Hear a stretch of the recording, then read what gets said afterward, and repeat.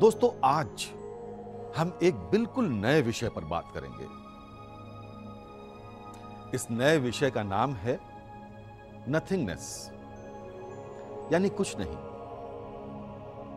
क्या इसी नथिंगनेस से यह ब्रह्मांड उत्पन्न हुआ है? वैसे बहुत से वैज्ञानिक अब यह मानने लगे हैं कि सब कुछ नथिंगनेस से ही उत्पन्न हुआ है और सब कुछ वापस नथिंगनेस में ही मिल जाएगा। यह बात बहुत आश्चर्यचकित करती है कि वैज्ञानिक जिसे नथिंगनेस कहते हैं वो दरअसल कुछ नहीं है। यह कहना कि यह कुछ नहीं क्या है, यह आश्चर्य नहीं है, क्योंकि जो कुछ नहीं है वो क्या कैसे हो सकता है। स्टीफन हॉकिंग की बिग बैंग थ्योरी के अनुसार यह पूरा ब्रह्मांड एक महाविस्फोट से प्रारंभ हुआ था। वैज्ञानिक मानते हैं कि समय का प्रारंभ भी तभी हो गया था। यह बात तो ठीक लगती है, तो क्या यह मान लिया जाए कि ब्रह्मांड का प्रारंभ नथिंगनेस से हुआ था? क्या नथिंगनेस से इतनी ऊर्जा उत्पन्न हुई जो आज भी मौजूद है? और अगर ऐसा है तो ऊर्जा के संरक्षण के सिद्धांत का क्या होगा? क्या कुछ नहीं ही सब कुछ है? समझने का प्रयास करेंगे आज के विज्ञान से ध्यान के इस एपिसोड में। आइए, ब्रह्मांड आपकी प्रतीक्षा में है।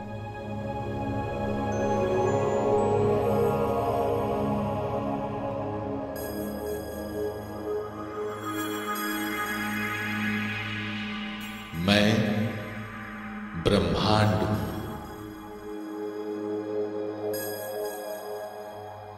आज मैं तुम्हें तुम्हारे ही अपने अस्तित्व के नए आयाम बताऊंगा।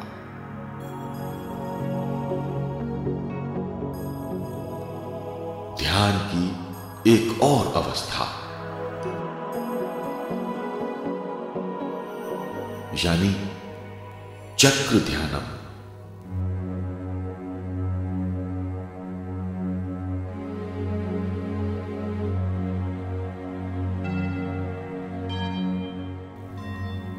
ऊर्जा का उद्गम स्थान, ऊर्जा का परम धाम है। ये ऊर्जा का स्रोत ऊर्जा प्राप्त करने वाले केंद्रों से एक सीधी रेखा में जुड़ा रहता है।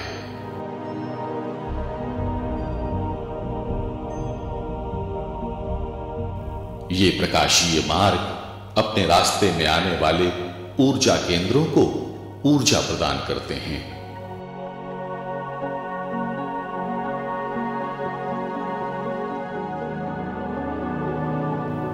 तुम्हारी पृथ्वी जो जीवन प्रदान करती है, उसका केंद्र ऊर्जा के प्रकाशीय मार्ग का पालन करता है।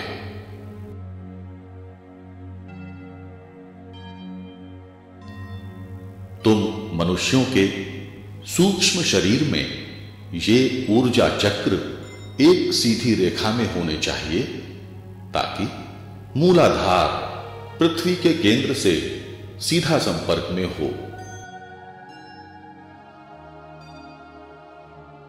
और सहस्राधार अपने उद्गम स्थान से सीधा जुड़ा हो।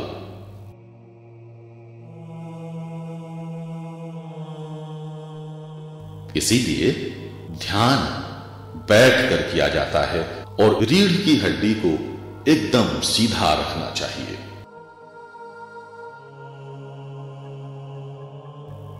तुम्हारे सूक्ष्म शरीर में फैले प्रकाशीय सूक्ष्म मार्ग प्रमुख केंद्रों से जुड़े रहते हैं। ये प्रमुख केंद्र ऊर्जा को भौतिक शरीर में प्रवाहित करते हैं।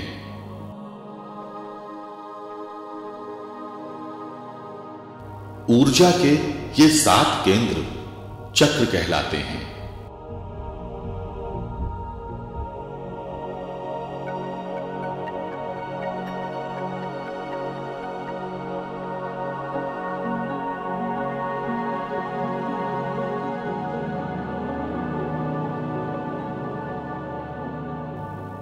मूलाधार, स्वाधिष्ठान, मणिपुर, अनाहत चक्र,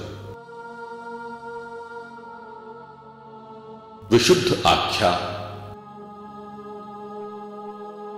आज्ञा चक्र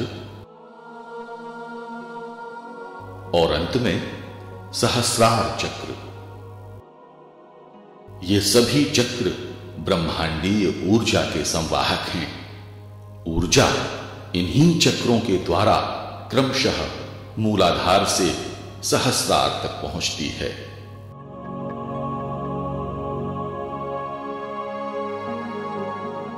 ऊर्जा सहस्रार चक्र तक पहुंचते ही अपने को उद्गम स्रोत अर्थात संपूर्ण ब्रह्मांड से जोड़ लेती है।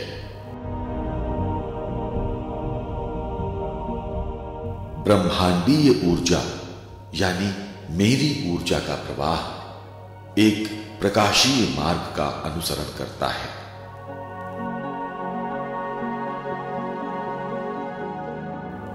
अपने उद्गम स्थान से गंतव्य तक ये ब्रह्मांडीय संचरण एक सीधी रेखा में चलता है। इस अबाधित ऊर्जा के प्रवाह में आने वाले दिव्य ऊर्जा केंद्र इस प्रवाह से अधिक क्रियाशील या जागृत होने लगते हैं।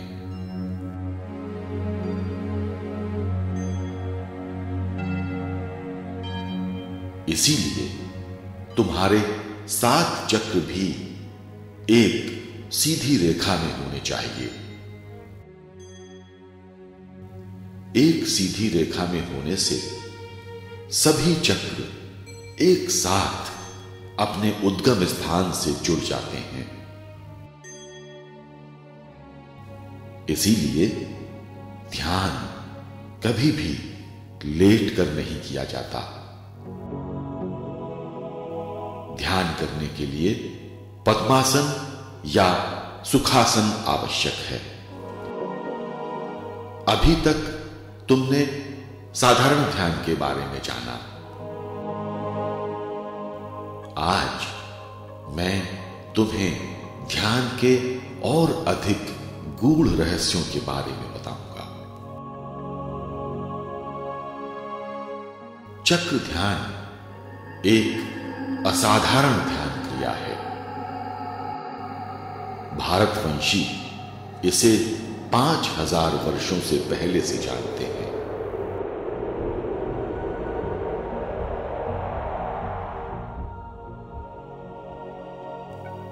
आधुनिक विज्ञान के भौतिक स्तर ने इस प्राचीन विज्ञान को धुंधला कर दिया था, लेकिन यह शक्तिशाली प्रक्रिया सत्य के निकट ही रहती है।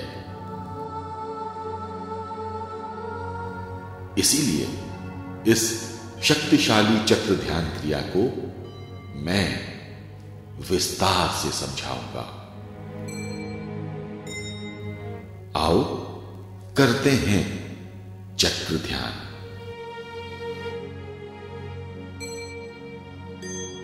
सूक्ष्म शरीर में स्थापित 7 प्रमुख चक्र वास्तव में ऊर्जा का केंद्र होते हैं। ऊर्जा के उच्च स्तरीय स्पंदन इन्हीं केंद्रों के माध्यम से तुम्हारे भौतिक शरीर तक ऊर्जा को वितरित करते हैं। ये ब्रह्मांडीय ऊर्जा का शोषण और उत्सर्जन करते रहते हैं। इन ऊर्जा के केंद्रों पर ध्यान लगाने से ये अधिक क्रियाशील होने लगते हैं। ये क्रियाशील या जागृत 7 केंद्र तुम्हारे अस्तित्व के और उच्च स्तरीय स्पंदन हैं।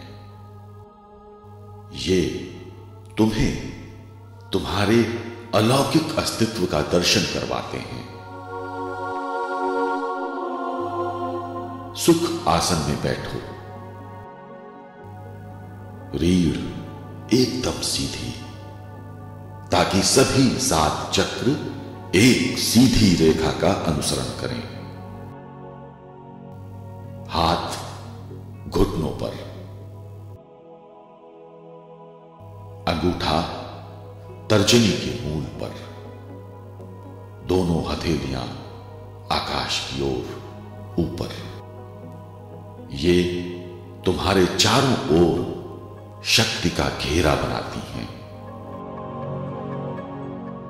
अब विचार प्रवाह को रोक दो। विचार अभाव से तुम्हारी शक्ति का घेरा और बढ़ जाएगा।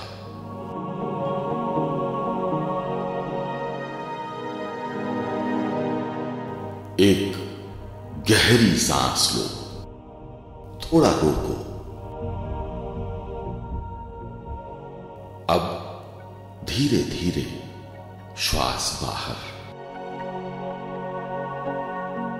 ध्यान अपने मूलाधार पर एकाग्र करो।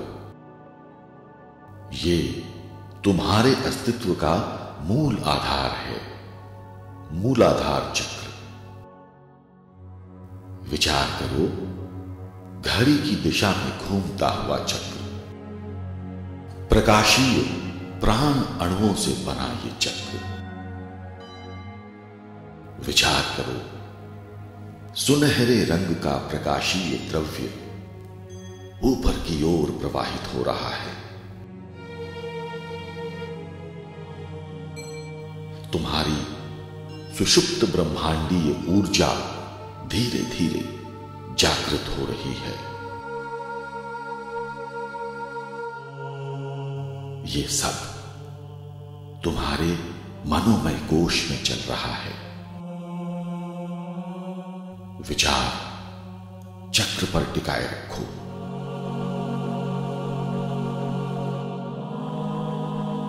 ऊर्जा के ये शक्तिशाली केंद्र तुम्हारे अस्तित्व का हिस्सा हैं।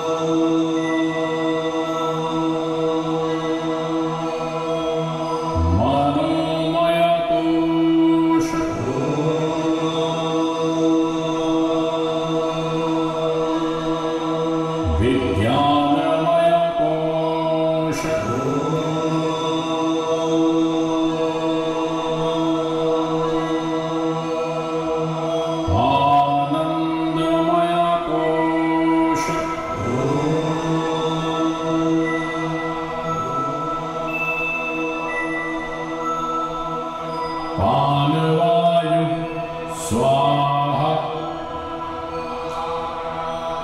अपानवायु स्वाहा उदानवायु स्वाहा समानवायु स्वाहा।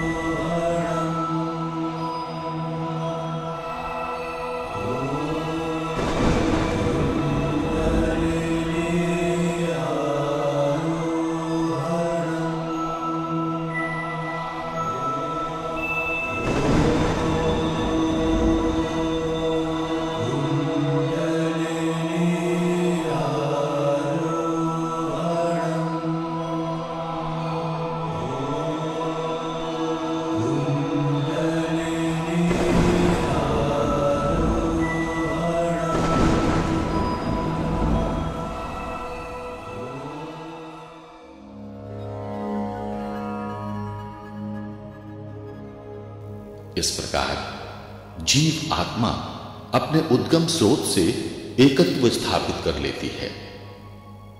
यही समाधि की परम अवस्था है। इसी अवस्था को परमानंद की अवस्था भी कहा जाता है।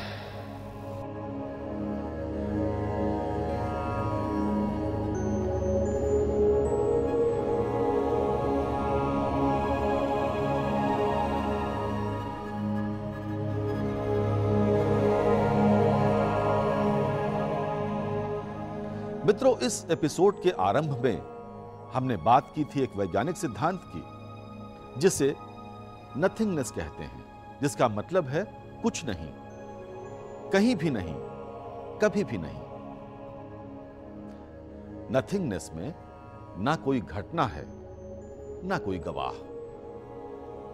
इस नथिंगनेस को जानने के लिए नथिंगनेस ही होना पड़ेगा। क्या हम इसे अद्वैत या सिंगुलर कह सकते हैं? अगर ऐसा है तो हम सब द्वैत में हैं, यानी जहां कम से कम दो तो होने ही चाहिए, और यही थ्योरी ऑफ डुअलिटी है। थ्योरी ऑफ नथिंगनेस में रिलेटिविटी नहीं हो सकती, सापेक्षवाद नहीं हो सकता, क्योंकि यहां किसी भी दूसरे का अभाव है, और इसीलिए यह अद्वैत है। क्या निर्विचारिता, थॉटलेसनेस अद्वैत है?